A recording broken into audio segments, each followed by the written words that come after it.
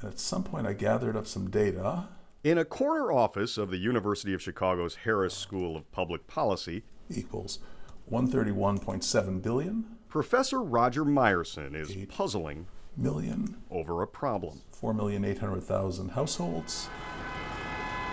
But he also sees a problem in the way the debate over the Illinois tax system has been reduced to the idea that taxes will either save or ruin Illinois. They say taxes are going to make people want to leave the state, and then they just sort of stop there and don't think where it's going to go next. Meyerson has indeed thought about where it's going next, and his thoughts are worth knowing. Thanks. I'm very grateful to the Nobel Committee for inviting me here today. He's considered one of the world's leading authorities on tax structures, winning the Nobel Prize in Economics in 2007. Higher taxes are not going to drive business out of the state. What they're going to do ultimately is affect land values. To illustrate his point, we illustrated him. That would be 1,000, that would make it million. I think I gotta put more zeros down that. That's an estimate of how much we owe. So if Illinois owes roughly $132 billion in unpaid pension debt, how much is that per household? That's roughly 4,800,000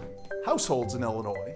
And so you divide this by that, and it's not so bad. It's still money. It's less than $30,000 per household. $30,000 in a hidden mortgage that our politicians didn't tell us about. Doesn't that mean my property is worth less? At some point people say, where do I want to live? Seems like it would make financial sense to move. Here's our state of Illinois, and supposing the next state next door was not Indiana, but was another state that looked just like us. But there, in that Illinois, the other one, they've been paying more taxes for the last 30 years. Consequently, their future tax bill is less by an average that much per household. But if everyone leaves for lower taxes, the alternate Illinois would become more desirable, and housing there would then become more expensive.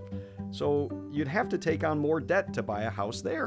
And that debt, in equilibrium, as we say in economic analysis, would be of the same order of magnitude as the tax debt that you'd be escaping by moving over there.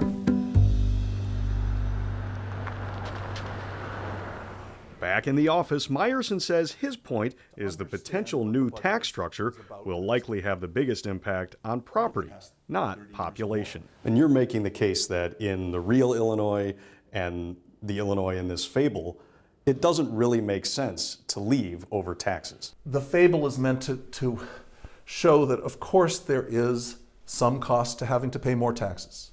That's true. But it's not going to ruin the state of Illinois. What is more ruinous to the state of Illinois is systematic unwillingness to face the realities of budgeting and accumulating debts that ultimately will just increase the burden in the future. In Chicago, Mike Lowe, WGN News.